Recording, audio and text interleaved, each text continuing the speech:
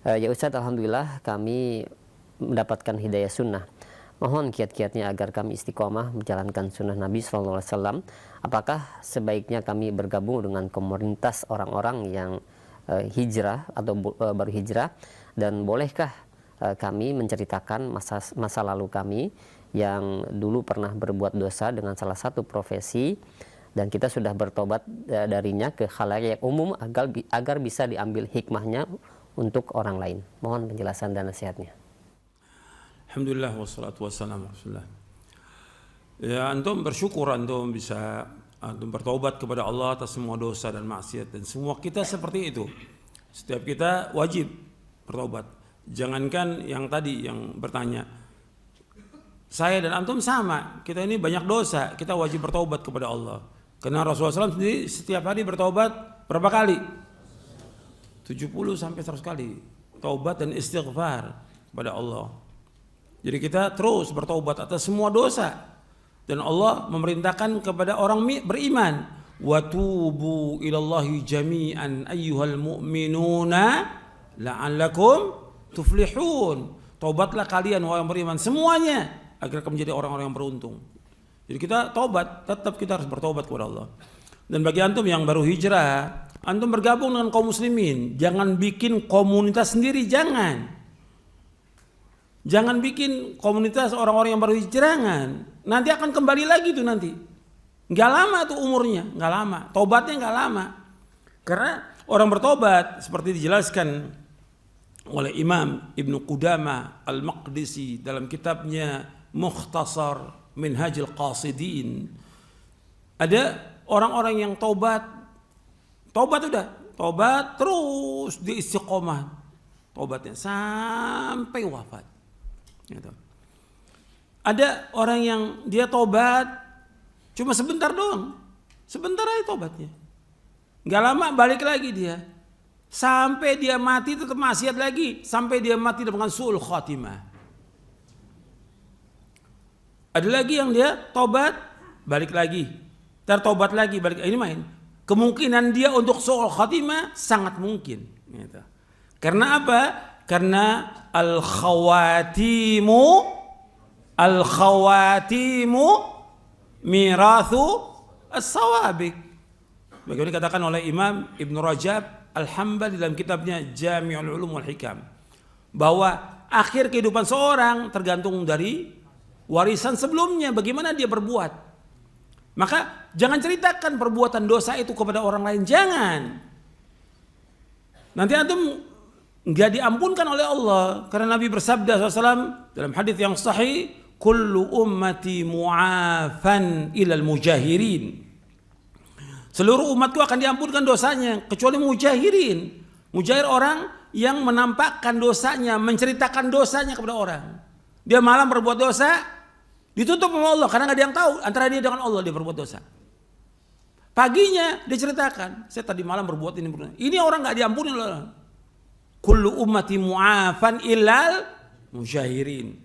Semua umatku akan diampunkan kecuali orang yang mujahir, terang-terangan dia berbuat dosa. Gimana terang-terangan? Nabi yang menjelaskan SAW. Malam dia berbuat dosa, paginya atau siangnya atau besoknya atau lusa diceritakan pada orang lain. Saya kemarin berbuat dosa. Tutup dosa itu, tutup. Jangan diceritakan pada orang, jangan. Sebagaimana kita berbuat kebaikan kita tutup, apalagi berbuat dosa. Tutup, jangan ceritakan. Saya juga heran, ada ustadz yang menyuruh orang yang baru hijrah, coba antum ceritakan dong, gimana pengalaman antum. Loh, kok ceritakan pengalaman dia main musik, perjalanan dia. Ini kan kebodohan, ketololan ini. Gitu. Gimana kalau dia pelacur? Suruh cerita. La haula wala quwata illa billah. Ini bodohnya kuadrat ini ustadz ini. Karena ustadz artis, ya gabungnya dengan artis gitu. Gak benar, tutup gitu. Sekarang kalau antum mau istiqomah, ya antum belajar, bergabung dengan kaum muslimin. Jangan bikin komunitas sendiri, jangan gabung dengan kaum muslimin. Ngaji Quran wa sunnah ala fahmi salaf. Udah ngaji. Jangan bikin satu majelis taklim bikin sendiri, nanti bikin lagi. Ini banyak majelis taklim juga, bukannya manfaat, banyak mafsadah, mafasid katsirah. Itu kerusakan yang banyak. Gabung dengan kaum muslimin. Ini kalau saya mau cerita majelis taklim banyak dah. Dan saya udah memberikan nasihat kepada mereka. Saya pernah cerita, saya pernah ngumpulkan majelis taklim untuk ibu-ibu berapa? 150 majelis taklim. Dan saya udah memberikan nasihat. Antum gabung semuanya yang bikin. Saya ingat ada 7 tahun yang lalu. Saya diminta untuk memberikan nasihat kepada majelis taklim ini. Saya bilang ya banyak-banyak, satu majelis 2 aja. Nggak mau ibu-ibu 3, 4 gitu. Berapa ratus yang hadir waktu itu. Saya bilang gabung. Buat apa bikin banyak begini? Ini kan kalau udah begini majelis taklim yang ada apa? Yang ada untuk bisa ada pengajian itu ada apa? Donasi, minta duit. Ini ngerusak dakwah salaf, merusak ini. Dakwah salaf nggak ada seperti itu. Dakwah salaf jalan dengan harta sendiri dan diri sendiri untuk memperjuangkan agama ini. Maka antum ngaji, tadi yang tanya itu ngaji, belajar bersama kaum muslimin. Jangan bikin grup sendiri, jangan. Ini kan banyak nih majelis taklim. Ada apa aja namanya macam-macam. Pakai nama, ada yang pakai bahasa Inggris. Apa stranger apa namanya lah. Apa nggak tahu dah. Pokoknya kok antum bikin pengajian seperti ini? Majelis taklim apa ini? Gabung dengan kaum muslimin, Gabung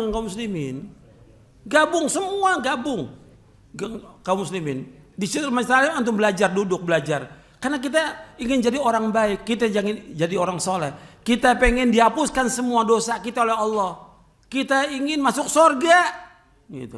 Kalau antum kumpul dengan teman-teman antum, nanti setan goda lagi.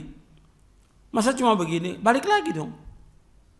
Saya pernah dulu, bukan sekarang dulu. Saya punya teman, dia tobat udah. Tobat sampai dia belajar, kemudian dia ngajar teman-temannya yang rusak dari Islam Jamaah. Dia ajarkan karena dia kumpul sama teman-teman yang lama. Dia bekas pemusik, masih tuh paginya ngajar, malam main musik dia. Ini terjadi seperti ini, dan saya tahu, dan sekarang juga masih ada yang seperti itu. Kalau itu saya tahu sendiri, karena saya lihat itu. Kalau yang sekarang mungkin banyak juga yang seperti itu. Antum jangan udah. Tobat, tinggalkan semua. Memang ketika antum tobat ya digoda sama setan. Gak ada orang yang tobat gak digoda sama setan, tidak ada. Pasti digoda sama setan. Dan pasti diuji sama Allah. Karena Allah ingin uji, benar apa tidak tobat kita, jujur atau tidak tobat kita, ikhlas atau tidak, diuji sama Allah. Diuji dengan berbagai macam kesulitan. Sulit dia. Mesti diuji dengan kesulitan. Ya yang paling jelas nggak ada maisha. Kan lu dia bekas pemusik, berperan sebagai ini, mesti banyak duitnya kan. Begitu dia berhenti, mau ujian tuh. Dari istrinya, dari anaknya, dari orang tua. Itu ujian tuh, berat tuh ujian itu. Tapi jalani. Antum ngaji terus, sabar. Rezeki pasti kasih Allah. Karena Allah sudah bagi rezeki ini. Pasti. Bukan berarti antum taubat. Seperti orang yang dia kerja di riba ya. Bank riba atau yang lain yang riba. Kemudian dia berhenti. Itu berat itu cobaannya. Dari istrinya, dari orang tuanya, dari anaknya, dari keluarganya. Dicela, dicaci, dimaki. Belum lagi yang lain. Dan gak ada duit sama sekali. Tapi sabar. Minta kepada Allah. Karena yang punya rezeki Allah. Bukan manusia. Sabar. Dan terus belajar. Yang paling penting di sini belajar. Antum nggak bisa baca Quran, antum belajar baca Quran. Dan setiap hari minimal antum baca 1 juz semuanya nih. Saya ingatkan kepada yang ngaji semuanya minimal 1 juz. Kalau bisa 2 juz antum baca Al-Quran setiap hari. Karena itu nasihat Rasulullah SAW. Suruh baca Al-Quran setiap hari 1 juz. Hatamkan setiap bulan. Kalau bisa 2 juz. Kalau bisa 3 juz. Terus baca buku-buku yang bermanfaat. Dan antum ngaji datang masa. Setelah itu amalkan. Semua karena Allah. Dan jangan antum tobat ini ingin seperti waktu antum berbuat dosa. Apa? Semuanya ingin diambil gambarnya. Kan banyak ini. Ustadz jadi apa? Artis. Kemana aja? Makan diambil gambarnya. Jalan diambil gambarnya. antum ini gimana? Kalau antum ceramah dia nggak salah, antum menyampaikan ilmu. Tapi antum gerak, antum makan, jalan. Sekarang lagi makan, diambil gambarnya, disebarin lagi. Dilihat oleh semua orang, laki perempuan, lihat. Ini nggak benar seperti ini. Jangan, antum tutup itu. Bahkan kalau perlu antum belajar lagi, mondok kalau perlu. Belajar Quran Sunnah Fahmi Salaf, mondok.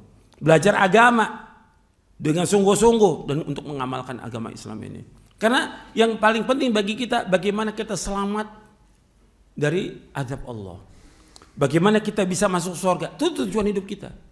Sudah tinggalkan semua. Biasanya kadang-kadang orang yang artis kan dia biasa manggung kan. Kalau manggung ingin apa? Ingin dilihat oleh orang.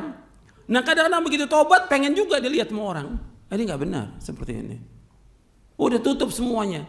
Semua kejelekan tutup, semua kebaikan nggak tutup. Itu perkataan siapa? Imam Abu Hazim Salamah bin Dinar. Uktum hasanatika kama taktum sayyiatika.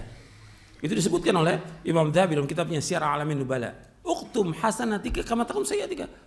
Tutup kebaikan kamu sebagaimana kamu juga menutup kejelekan kamu.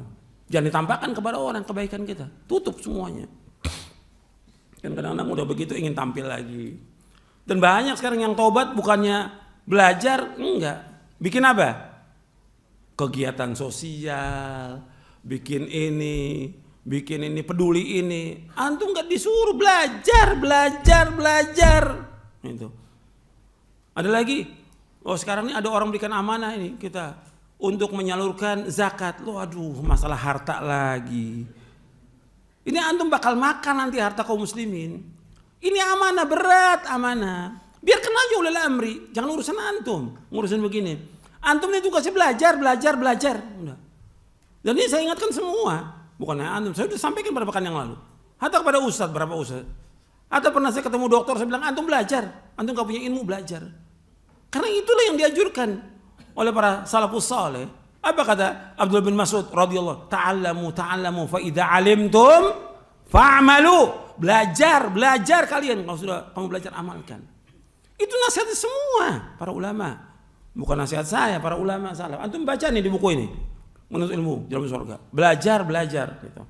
Bukan tampil, bukan jadi ngurus. Ini kan sekarang enggak, baru tobat sudah apa? Ngurusin ini. Tobat. Antum enggak ada kewajiban, antum belajar. Itu urusan biarkan oleh pemerintah atau orang-orang umum. Karena antum ingin selamat. Jadi jangan setan ini membisikkan kalau udah tobat diangkat. Ada yang tobat sekarang apa? Tobat nih umpamanya dari pendeta atau biarawati. Tobat untuk belajar mengamalkan Islam. Tobat jadi apa sekarang? Penceramah, dia gak punya ilmu. Faqidu syai' la yu'ti. Orang yang gak punya sesuatu gak akan bisa menyampaikan. Ada cerita apa? Cerita tentang gereja, cerita tentang Injil. Apa manfaatnya buat umat Islam? Gak ada manfaat, sama sekali gak ada manfaat. Antum belajar tentang Quran wa sunnah, apa misalnya belajar. Ini banyak. Nah sekarang umat Islam kan awam, yang terbanyak bodoh. Udah dia kan gembira kan ada pendeta masuk Islam. Dalam zaman dulu biasa aja. Nggak ada orang disambut, nggak ada orang tobat disambut, nggak ada. Sama seperti yang lain. Antum tobat untuk antum sendiri di hadapan Allah dari kiamat. Nggak ada orang tobat disambut. Suruh jelaskan, nggak perlu. Tobat diam udah, sembunyi. Mudah-mudahan Allah mengampuni dosa kita agar kita masuk surga dengan sebab itu. Nggak disambut, nggak ada. Gitu. Saya pernah ketemu orang dari LDI dulu ya 35 tahun yang lalu dulu saya ketemu tokoh ini di LDI.